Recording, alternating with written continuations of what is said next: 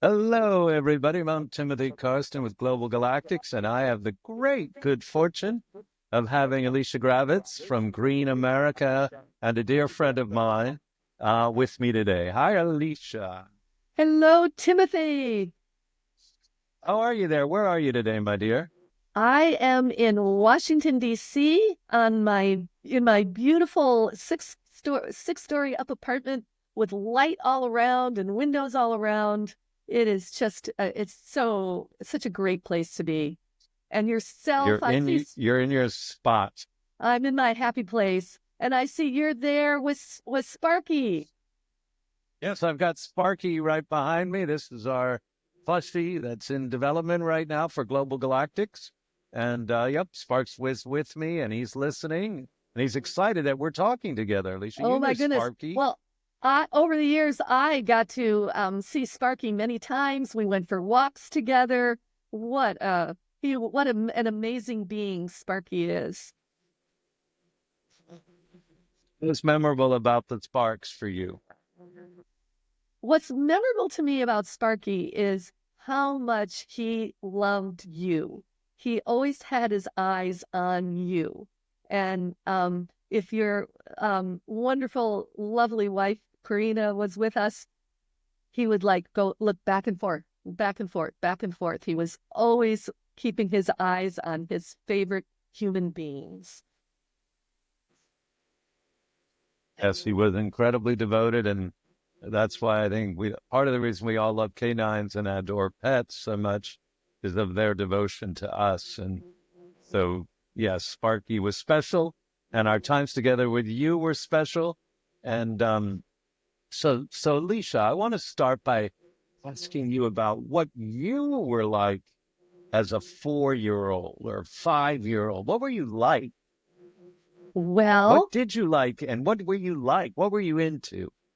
Oh my goodness gracious. Well, when I was 4 and 5 years old, my family lived in Minnesota, and we just loved being outdoors. In the summertime, we lived, we always lived about a block and a half from one of the many lakes in the land of 10,000 lakes. And we would be there. We'd be going down to the beach. We'd be swimming. We'd be learning how to skip rocks. And that's where we saw the fireworks in the summertime on July 4th. We would bundle up because sometimes in Minnesota, at least in those days, it could actually be really cool at night. And so we would bundle up and we'd bring our blankets and we'd sit and we'd watch the fireworks. And then in wintertime, of course, whoa, then it's time to sled. It snows and you can get your sled out. And guess what? We'd go right back to the lake, and there would be a hill that goes down onto the lake. And we could go ice skating on the lake. It would get so cold that they could send out the big snow plows and plow a rink right in the middle of the lake, and we would all go ice skating. So we were definitely outdoors kids, and summer or winter, there was always something really fun and beautiful to do. Do you think that shaped in a significant way who you are and what's important to you, being outdoors a lot and getting to see nature? Absolutely. And in fact, another Minnesota story is that when I got older and I got to be in junior high school, I had this amazing teacher, and her name was Mrs. Zenith Santee, and she had a red afro out to here. And of course, she was very charismatic. And so all of us kids would hang on every word she said. And so this was just before the first Earth Day, and she told us all about the first Earth Day coming up and about how we have to celebrate our planet Earth and how Mother Earth takes care of all of us, and all of us have a job to do. Part of our joyful work in our life is to take care of Mother Earth. And she gave us a reading list of books about Mother Earth and how to take care of her and what can go wrong if we don't take care of her. And so this was probably in November. And in November in Minnesota, it does start to get very cold and very dark. It's by about 4 o'clock at night, it's pretty dark. And so when I would get home from school, I would read some of those books before dinner and sometimes after dinner as well, before bed. And across the winter, I read all of these books, and it was about, for example, Silent Spring. That the birds, if we don't stop putting bad chemicals onto the land, the birds could all disappear. And so I read a lot of books like that. And then I'll never forget one day at the end of March, just before Earth Day, I went for a walk around the lake to go visit one of my friends. And oh my goodness, Timothy, it was one of those, it's like one of those beautiful Minnesota moments when it finally gets warm enough to take off your coat. So I was walking around the lake and it was like, oh, it's so beautiful. And I unzipped my jacket and I took off my hat and I put my face up to the sky so the nice warmth of the sun could go onto my face. And then all those things that I had read all winter long went from my head to my heart at that moment. And I said, oh, this is what these books are talking about. We need to take care of our Mother Earth so that every spring, the birds will be out. It was just such a beautiful day. The birds were out chirping and the little green shoots were starting to come up and it smelled so fresh and beautiful. And it's like, that's what the books are telling us. We could lose all of this. And that's what my teacher means, that we need to really think about all of what are the different ways we can take care of Mother Earth. And then I thought some more and I thought, that is so beautiful. And clearly that had a huge inspiration for you as you grew up. My goodness. Yeah. Oh, definitely. So Alisa, you live in this. Yeah, go ahead. Go ahead. Oh, I was just going to tell you, yeah. And even though, I was only 12 or 13 at the time, I just I'm sitting there and I said, I'm going to make a promise that this is what my work is going to be. I didn't have any idea what that would actually mean, but I made a promise, in my heart to Mother Nature. And, I began thinking about my family too, because my family cares very much about, people. So now we're talking people and the planet, right? And that was something else that hit my heart, that we need to take care of Mother Earth so that we can all have good air to breathe, good water to drink, good food to eat. And so that was why that particular moment in Minnesota that really did set me on my path that, we've all been on today. So just encourage everybody Alisa, you remind me of Brenda. Yeah. You remind me, Alisa, of Brenda the Good Witch, the way you talk. I love it. So Glenda the Good Witch, that is. Glenda the Good Witch. So Alisa, so here we are. A lot of the people who are listening right now, they don't live in the nature. They maybe live in urban centers, cities, places that don't have lakes and all of that. So tell me, you live in a city now. You live in an urban city. So what would you advise our parents and listeners to do with their kids to help them get some of this relationship to nature that they don't maybe have easily accessible like you did when you were growing up? Right. Well, first of all, I was living in Minneapolis, so that is a city. Now, the good people of Minneapolis have done things like protect their lakes and have beautiful parks. I am so blessed right now because I live in Washington, D.C., and here, this city also takes good care of their parks. And so I think that one of the things that we can all do is look for the parks and look for the playgrounds if you live in a city, because those are places to be outdoors. And I just, even though I've lived in my city now for many, many years, I just recently, a friend of mine invited me over to her neighborhood, and we went for a walk in a park there that I had never been to. And so, even though I've been here for years and years and years and years, there's always new discoveries that you can make. And I know when I was a kid, my dad, so, both dads and moms can be part of this. My dad, every Saturday morning, we would get out the big map and he would look on the map for where we could find a park and we would all go together. And, I learned when I grew up that was also a way to give my mom some time. Because there were four of us kids, and my dad taking us to a park every Saturday gave my mom a time to take a little bit of a deep breath as well. So But so many good things can come of looking for those. But when I was a kid, we would now again, this is Minnesota. I know not everybody has this, but we would take the sled and go down the alley, even in the so I guess you could say an alley isn't a lot of Mother Nature, but man, did we think that was great, because our alley had a little bit of a hill, and we would take those sleds right down the alley when the snow came. So there's a lot of ways to get outside. And of course, So, for example, oh, yeah. so Alicia, question. It sounds like that a mother or father, what they could do is have a ritual where one of them or both of them actually takes the children somewhere special that's meaningful. And it sounded like you maybe looked forward to those Saturdays when you could go and see a park or a new park, or, it was always an Oh, adventure, and your father turned it into something super fun for you all. oh, it was so much fun. And of course, sometimes it rains or is cold or is, snowy on a Saturday morning. Well, then again, dig into your community resources. There may be a conservatory that you can go to. There may be a museum that talks about nature. Communities have all kinds of fun places. I was recently visiting my sister in Rochester, New York, and there's this very small conservatory where it's like they have plants from all over the world growing, and they have little animals that roam free in the conservatory. So we saw these little baby button quails. They're so tiny that they could fit in your hand, and they were running around on the floor of the conservatory. I mean, there's just so many different ways that you can find magic and connect to the beautiful things that Mother Nature provides.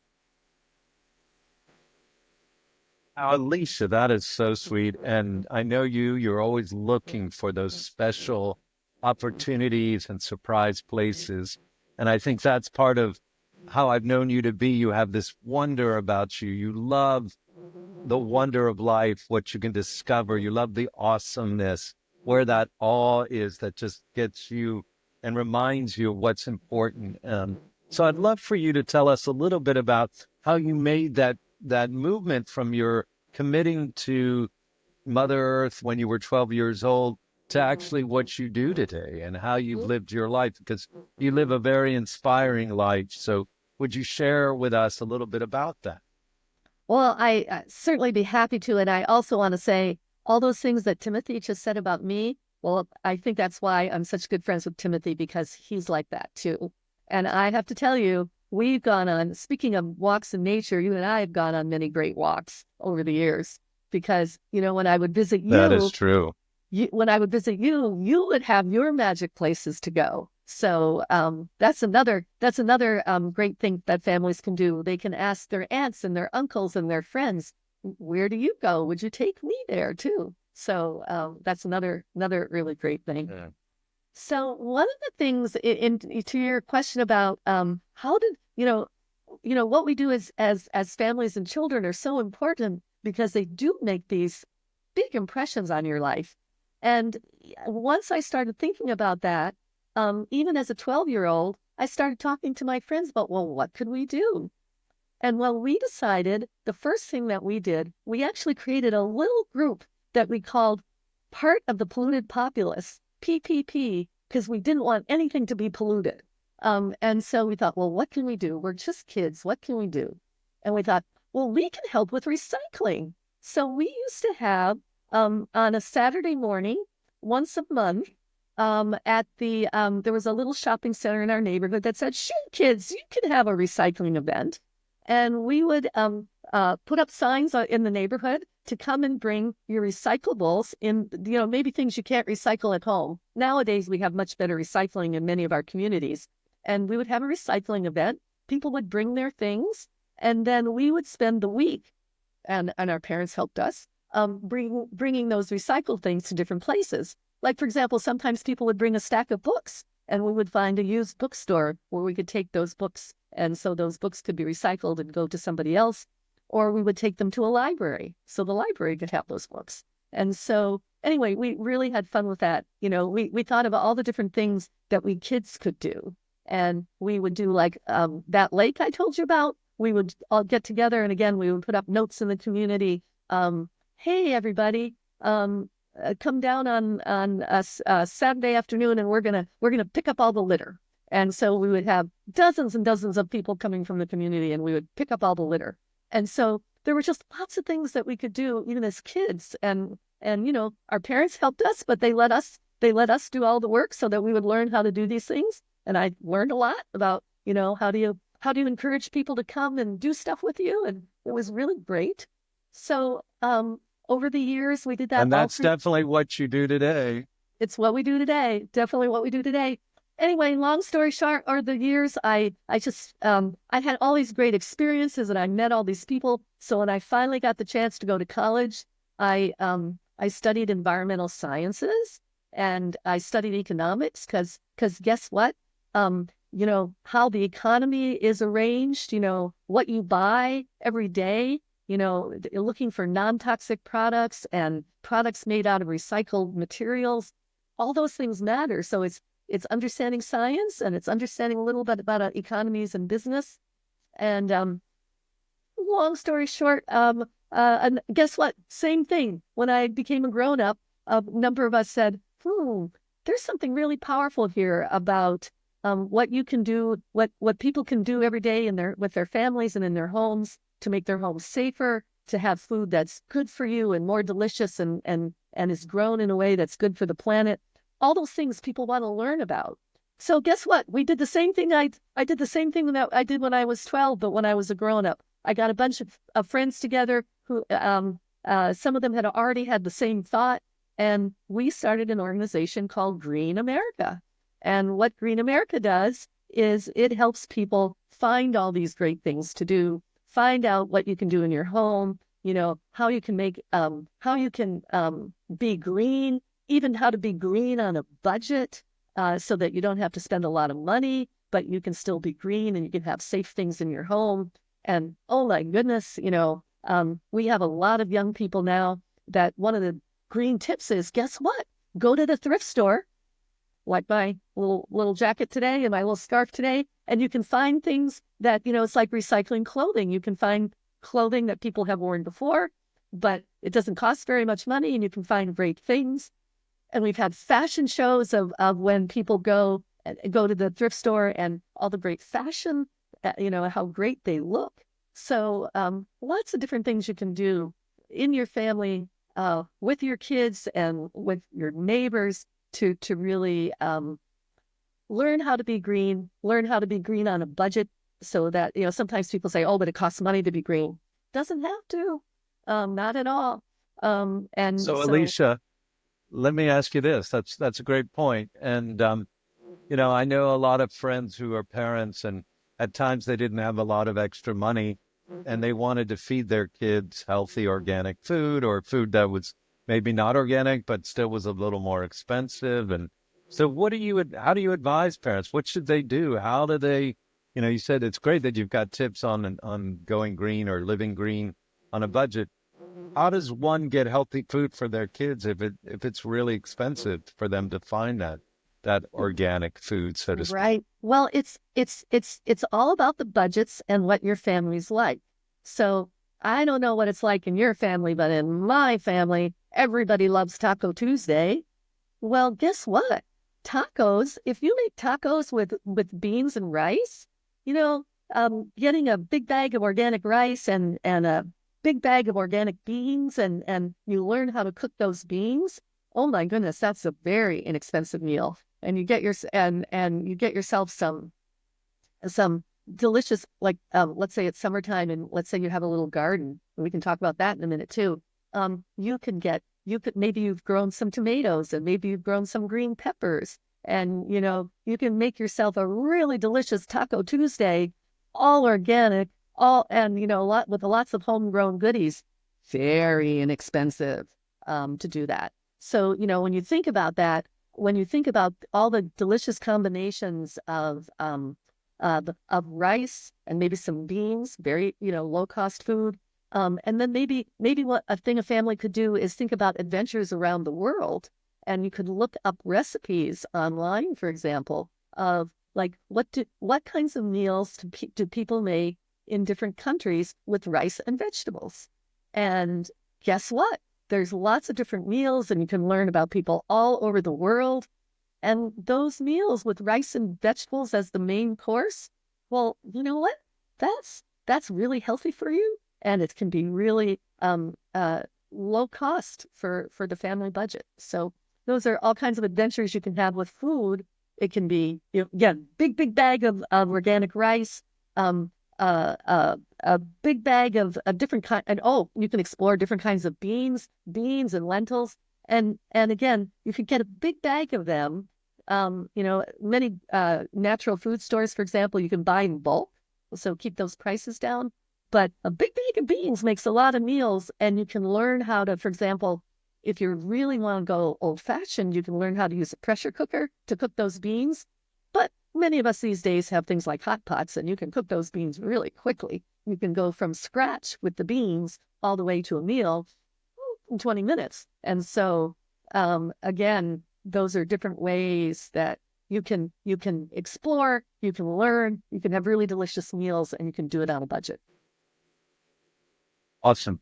Thank you. That's great. Now, let me ask you this, my dear. A lot of people have heard this word regenerative agriculture, and that's a big word, regenerative. What does that mean? And I know that you're really interested, passionate, in fact, about agriculture and regenerative agriculture. And there's actually some cool farmers that you've been working with to learn from and help them. So could you share a little bit about regenerative agriculture and maybe tell the story about one really cool farmer who's done some amazing things? Yeah, I would love to tell you all kinds of stories. So, regenerative agriculture means how do you grow things in a way that regenerates or restores the soil? And, you could think about it as, recycle, renewable, regenerative. What it's all doing is that it's restoring health for people in the planet. So that it's all kind of part of that same vision and that same idea. And it's really powerful. And I do have a little bit of bad news, but, when we grow our food in really huge fields, 20,000 acres, a lot of times the farmers to manage that much. And I love every farmer because, the food on our plate, somebody somewhere grew that for you. And my one of my aunts, my great aunt, used to start every meal with a little prayer to the farmers to say, thank you for all the hands that help bring the food to our plate. Because when you think about it, let's say you have some vegetables and you have some chicken and you have some rice. There are farmers, not only in our country, but maybe all over the world that helped bring you that meal. So, and it's hard work to be a farmer. So, we want to celebrate all farmers and encourage them to learn about regenerative practices so that as they grow that food, they can restore their soils. Because after centuries of farming, sometimes what happens is that the soils get depleted. So we want to restore those soils. And regenerative agriculture helps you restore the soil. And we'll talk about in a minute, you can even do regenerative agriculture if you have your own garden or if you want to start a garden, which, by the way, for all the parents listening, that's another amazing thing. Growing a garden is an amazing thing to do with your children. And even if you live in an apartment building like I do, one of the things, we have a community garden down the street from us. There's a community garden that about 200 families grow things in that community garden. So there may be one if you live in an apartment building, there may be a community garden near you, or maybe that's a thing you could do, get together with your friends and see if you can create a community garden. We'll talk more about that in a minute. But back to your question about regenerative agriculture, what's so exciting about it is it's a way of taking care of whether you have a small garden or a big farm or ranch, how to take care of the soil so the soil gets healthy. Why is that so important? It's because the soil, guess what grows all our plants? And even if you love chicken or you love your hamburger, you know what? The chickens and the cows, they ate plants in order to become part of your daily meals. So we really need the soil to grow those plants. So no matter what you're eating, it all came from the soil. And the magic about taking care of your soil is that not only is it good for the soil and good for growing plants, and the healthier your soil, the healthier your food is going to be. One of the farmers we work with says, healthy soil, healthy plants, healthy animals, healthy people. It's really that simple. It all starts with the soil. So, but the other great thing about it is that it takes care of some other problems that I know many of the parents and kids listening to here care about, which is we want to take care of our climate. We want to take care of our water. We want to make sure that there's lots of biodiversity. So that means things like the butterflies and the bees also can live and be healthy and help us grow food, because we need those butterflies and bees are pollinators, and they help the plants get what they need to grow. Anyway, it's all part of what, as we say, a healthy environment, a healthy ecosystem. And your kids may be learning in school that the way plants grow is that they breathe in carbon dioxide from the air, and they use it to make carbohydrates and sugars, because that's what we eat. If you eat a corn on the cob, or if you eat an apple, that came from the plants breathing in the carbon dioxide, changing it into carbohydrates and sugars that the plant can use for its roots and its shoots and its fruits. And it also sends the extra, they share. They're very sharing. Plants and the ecosystem, they share, a very sharing society. So they send their carbohydrates and sugars down into the soil, and the soil microorganisms say, "Oh, thank you for these carbohydrates and sugars. They're so yummy. We're going to, in turn, we're going to give you the nutrition you need. So we're going to give you your vitamins and materials." And so they do a little bit of an exchange. The plants bring in that carbon dioxide, they make carbohydrates and sugar, they share it through their roots into the soil, and the soil microorganisms, the worms and the other little bugs and all the little microorganisms that you can't see, but they help give us the vitamins and minerals into our plants. They give the plants the vitamins and minerals that they need. And what's great about regenerative, you see that kind of like recycling, regenerative, we're cycling the carbon from the atmosphere into the plants and then into the soil. Well, those microorganisms, they help capture the carbon back into the soil, which, if I know a lot of people here are worried about things like the climate change, this is an amazing thing, because the plants are breathing in that carbon dioxide. That carbon dioxide is what's causing global warming, but the plants are breathing it in. And the healthier the soil, the more, again, it's really one part of this wonderful, the idea of cycling or recycling. The soil absorbs more and more and more and more carbon dioxide. And the healthier your soil, the more carbon dioxide the carbon it will absorb. And that's something called, another big word, carbon sequestration. Or you could just think about it as carbon farming. The farmers are putting the carbon back into the soil and making the food healthier and helping us solve climate change, because we're taking carbon out of the atmosphere. So it's just amazing. And then it gets more amazing, Timothy, because having good, healthy soil means that when it rains, that soil is going to keep all that water. And so even if it gets hotter later in the summer and it doesn't rain, the water will be in the soil, and it can give the water back to the plants. So it's called climate resiliency. That even if it gets hotter and maybe there's more drought, if we have really healthy soil, it'll absorb the water that you get, so the plants can drink later on. It's like putting a big container of water in your fridge, and you can drink it later. The soil holds the water.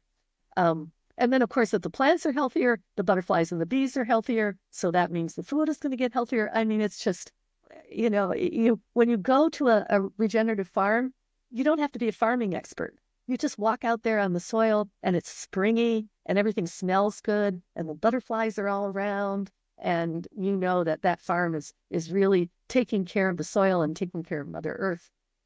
And the good news for all of us So, is, Alisa, yeah. which that is all amazing, and it's so great to hear about regenerative agriculture and how it all works together and how it Mhm. helps with our climate story. So, a couple of things. Can you tell us about a farmer who is a regenerative farmer and someone that you know who's doing some really cool things? That's number one. And number two, can you tell us a little bit about how parents should talk to their kids about climate change in a way that's inspiring and not overwhelming or scary? Because a lot of kids are scared or families are scared. So how do we talk about it in a way that's Mhm. inspiring, has that awe and that wonder about us and what we can do about it? Oh my goodness, Timothy, those are just two great questions. Should we go with a farmer story first? Yeah, farmer. Farmer story first. Okay. So you live in Georgia, and one of the farmers that we work with is a wonderful farmer. His name is Will Harris, and he lives in this little tiny town in Georgia. And he was a conventional rancher. He and his granddad before that were conventional ranchers. And he was walking his land, and he was more and more seeing signs of the land not being healthy. You know, the soil was looking dry and cracked. Things weren't growing as well or as fast as it used to be. And he thought, my dad always say we have to leave the place better than when we found it. So how do I do that? How do I make this place better? And he began thinking about it and thinking about it. And here's another thing: the power of the kids. He started talking about it with his family, and he has 3 daughters. And when he started all of this, they were pretty young. I mean, they were probably 8, 9, 10. And they said, "Dad, yeah, let's do something to make our farm, to make our ranch healthier." And they said, and he said, "Well, that's very important to me because when you grow up, I want you, just like when I grew up, I joined my dad and I became part of the ranch. When you grow up, I want you to." And the daughters all said, "Dad, I don't think we're going to stay here. You have this big ranch, and we like the cows and all, but you use a lot of chemicals, and they had already learned in school that chemicals can be toxic. And they said, when we grow up, we want to have our own kids, and we don't want them by any toxic chemicals." And so Will is going, what's more important, chemicals or my daughters? Chemicals, daughters. Okay, I choose daughters. And so he went on this journey to learn about how to make his ranch more regenerative. He didn't even know that word. He just said, I gotta make things healthier around here. But he started to learn. And he did all kinds of things over the years to make, he's now just what I call a soil superhero. I mean, he has done all kinds of things to make that ranch really healthy and all the soil really healthy. And as he started to do it, Mother Nature started to say, "Will, we love this." So he started to do things like it's called rotational grazing, which means, of course, the cows are in the pasture, but you move them around so that they'll eat all the goodies, and then they'll go to the next pasture. And while they were eating, guess what? They left all kinds of good manure, and plants love manure. So when you don't keep grazing and grazing, but you move the animals, then the pasture gets to rest. It gets to use all that delicious manure, because guess what? That helps fertilize the plants, and that helps make the soil healthier. And so he learned all about all those kinds of things. And then he learned that, guess what? Mother Nature loves diversity. Whether you're talking about diverse people of all different kinds working and living together, or you're talking about diverse plants all growing together, or diverse animals. So he started to bring in more and more diverse animals because they like different plants. And boy, that just gets all that regeneration going and all that soil health going. So instead of just having one or two kinds of cows, he now has all different kinds of cows and pigs and chickens and goats and sheep. And they all play a special role in the ecosystem to make it healthier and healthier. Well, his ranch was getting healthier and healthier. And Mother Nature said, I can just imagine Mother Nature thinking, "Oh boy, I really love what Will is doing. I'm going to send him a sign that that he's doing all the great things." So all of a sudden, for the first time in decades, the eagles, the bald eagles came back to the land. See, now eagles are pretty picky. They don't like chemicals either. So when he started doing all these great things to make his soil healthy, and he didn't need chemicals anymore because the soil was so healthy, the eagle said, "This is an oasis. I want to live here." So the eagle started to come back, and he said, "Oh," he just said to Mother Nature, "You're giving me a sign that I'm doing the right thing." So he kept doing more and more things. More and more eagles came. Maybe there's an eagle net out there, and they got the word out. Hey, this is a real good place over there at Will's. Go over there.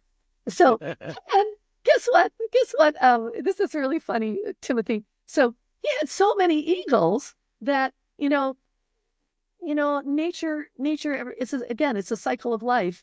And, an eagle has to feed its family. So even if once in a while an adult eagle would, hunted one of Will's chickens, he said, "Oh, that's okay because he's going to feed his family for a week with that chicken. That's the way it's supposed to be. I have no problem with that."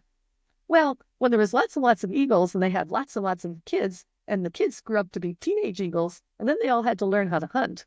Well, the teenage eagles hadn't learned about, only take what you need. So they would go in and they would be practicing hunting, and I'm afraid to say they would hunt all the chickens in the flock. And Will's going, "Now, oh, that's not so good. What do I do?" So he puts up a scarecrow. And at first, all the eagles go, "Oh, that's scary. I don't want to be near it." And then they figured out, oh, the scarecrow isn't going to hurt them. So Will says, "All right, maybe if I play loud music." So he asked his daughters, "What are the loudest music I can play? Rap music and all that kind of stuff." And so then he put a little recording in the scarecrow. And at first, the music scared away the eagles. And then they said, "Oh, the music isn't going to hurt us." So they go right back to the field. And he says, "What else would scare an eagle? Maybe I need a recording of a gun shooting." So he got a recording of a gun shooting, and guess what? Same thing. About 3 or 4 days, the eagles figured out, they're going to be fine. Okay. So, you know what Will figured out? One of his neighbors was thinking of putting up a solar farm, and which got Will to thinking, if you put up a solar farm, then the chickens could go under the panels, and we could have renewable, regenerative chickens. Because I'll make an agreement with that guy, my neighbor, I'll take care of the land underneath the panels so it's regenerative. He'll get solar energy so it's renewable. So we'll have renewable and regenerative. So a really fun story about how all these solutions can come together. And now Will not only has this amazing regenerative ranch with all of these animals. Oh, you should see his composting operation, because composting is a great thing you can do for the planet. Oh my goodness. Huge composting. And he puts all that compost back onto the land. And by the way, his little tiny town in Georgia, which had been, unfortunately, a lot of people were leaving. Now he's created so many jobs because he has a big composting operation. He has a store. He has, all these facilities for the animals. And now he hires a couple of thousand people, and the town is coming back. People are buying the houses again. And so what about the daughters? The daughters. What happened to the daughters? The daughters are now in their 20s and 30s, and they are now learning how to run the ranch. And within a couple of years, Will is going to retire, and the daughters are going to be running that ranch, and they're going to be regenerative, and they're going to work with their neighbors on solar energy. They found out they can also put sheep under the solar panels, and they love it because it's shade. And so they're teaching people how to do what they call solar grazing, so that sheep and chickens can live under the solar panels. So it's just that's an amazing story. And Alisa, you would mention him to me, and you know what? I have visited their farm. And Karina and I were actually driving on a wonderful road trip on the east coast of Georgia, and we were checking out all of these wonderful places.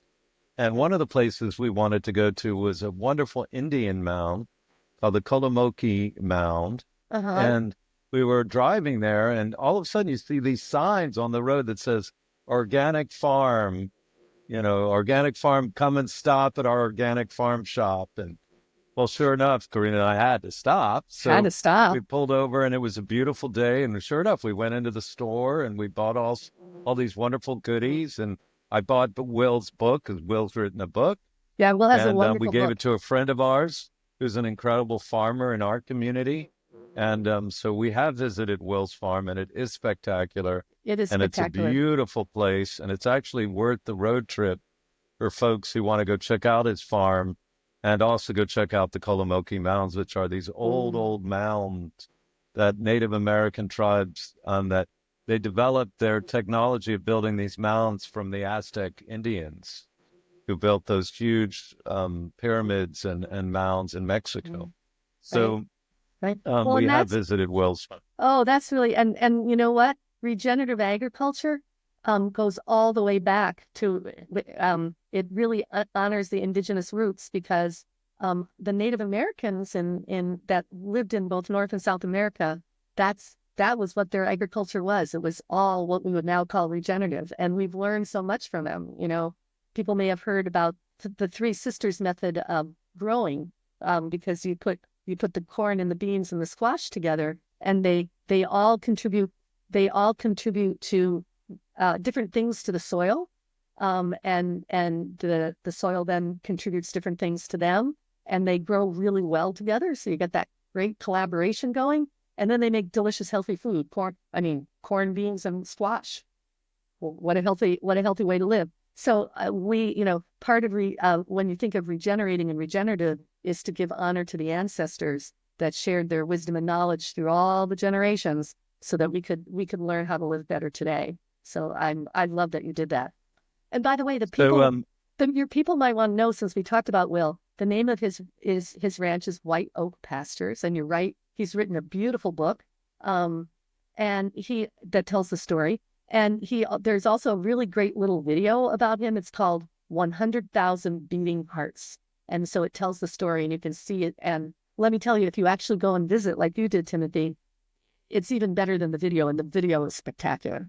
And by the way, if you take a very long road trip, they have little cottages there on his land that you can rent. So you can actually. I saw that. Yeah. I did see that. So, Yeah. Alisa, the last thing I want to ask you about is the second question, which is, how should parents talk to their kids about climate or anything that might seem scary to kids, or big storms that happen and, kids hear about those, the devastation? How should they be helping their kids respond to that and be inspired to take action and do the right things? I mean, clearly Will's an awesome example of hearing what his kids were interested in and taking action based on that. And as we all know, kids are our biggest teachers. They tell us what's happening and we need to listen to them. Many times we don't, but we need to. So what can parents do? How can they support their kids in this area? Timothy, that is such a really great and important question.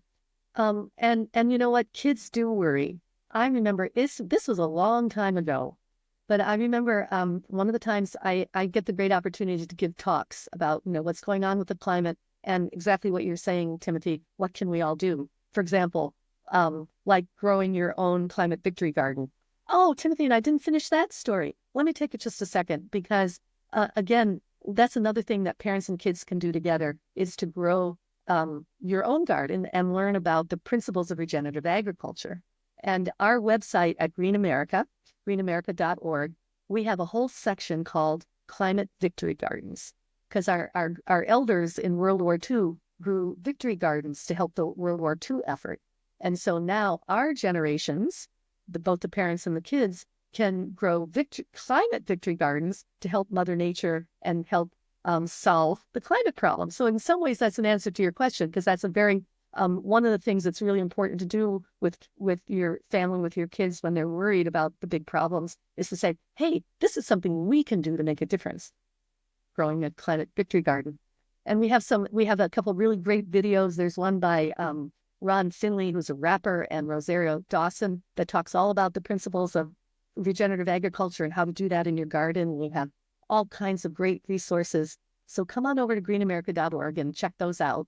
And that's really, Cool. and right now, if you're hearing this in the winter, wherever you are in the world, winter is a good time to start looking at videos and planning your garden for the spring. So whether you hear this in the spring or summer, or whether you hear it in the winter, there's things you can do to plan your garden. And that's really a Wonderful. really important tip for your good question, Timothy, because one of the important things to do is to listen to your kids, because like you said, Timothy, they're great teachers. Listen to your kids, help them understand the problem at what's appropriate for their age. Acknowledge it. Don't try to tell them it's not there, because they're hearing about it. I'll tell you a story about that in a minute. And then listen to their fears and say, you know what? That's a real problem. Don't try to talk them out of it or make a rose-colored glass, but say, that's a real problem. And I am so proud of you for understanding that we have problems in the world that we all have to work together to solve. Let's learn about what we can do to help solve this problem. And so one of the answers might be to grow a climate victory garden. I mean, one of the answers might be to just think about what you can do with your food choices, how to solve how to solve the problems of the world with your fork, to do things like you do, mentioned, Timothy, to buy organic food, to look for regenerative food in the grocery store, to, if you don't see it, to ask the grocery store manager, we want more regenerative food here. And all those kinds of To things. support your local farmers. Support Go your to local farm farmer. stands. Yeah.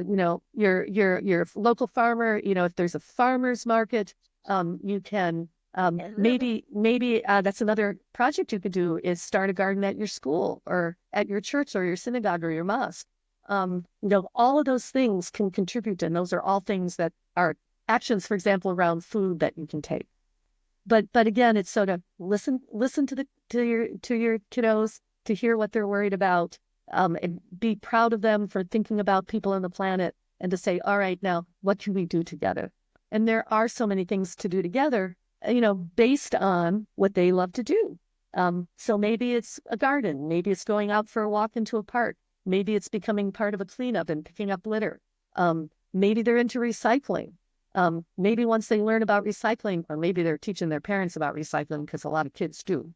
And so if they do want to do recycling, help them recycle. And then help them understand that, when we recycle, we also want to buy products made out of recycled materials. And so they can learn about that. Or maybe what they want to do is recycling is really good, but what's even better is what we say, the 3 R's: reduce, reuse, recycle. Recycle is the third one, and it's really important. But how do you reduce waste in the first place? If you don't buy it, then you're not going to have to recycle it. Wow, that's great. So what are different ways that you can think of reducing? What are the different ways you can think of reusing? Whether it's going to the thrift store, bringing your own things to the thrift store that you're not using anymore. Maybe you grew out of them. But maybe it's like saying, I've got this old pair of jeans, and maybe, everybody likes to wear jeans these days with their knees hanging out. Maybe I could, I would otherwise not use these jeans, but maybe I can reuse them, and I can get cool again. So, there's all different kinds of ways to reuse what you already have. One of the parents that I know says, what we do in our house is that everybody says, I want to buy this. The first thing we do is we sit down and say, do we already have something that we can use instead of buying a new one? So those are all the different kinds of things where to get your very committed and passionate young people to think about what they can do and what we can do together, and start with the family, and then go into the community, and then to start learning, act local, think global. Well, what can you do for people all with people all around the world? So it's an amazing learning journey, and it's maybe we could end by where we started with, when I was a kid and I was learning these things. That what I will promise you is that when you go down this path to figure out how to be part of climate solutions, maybe the kids want to get an electric car. Maybe they want to put solar on the roof. They can be all part of helping you to figure those out. But when you go down that, whatever you go down that path for climate solutions, for helping Mother Earth, what I promise you is it will be a lot of fun. It'll be joyful. You'll meet all kinds of wonderful people that have similar interests, and then you can do stuff with them. Maybe you do a community cleanup and then everybody says, hey, let's go on a canoe ride together down the river. I mean, amazing things can happen. And so you'll meet good people. Your house will be safer because you'll say, maybe one of the things you do is get rid of all the toxic chemicals in your house. So your house will be safer. Your food will be more delicious. You'll meet lots of great people, and you will have an incredibly meaningful and joyful journey all across your life. So I invite everybody to really listen to the wisdom of your kiddos and think about how you can be part of the solution together.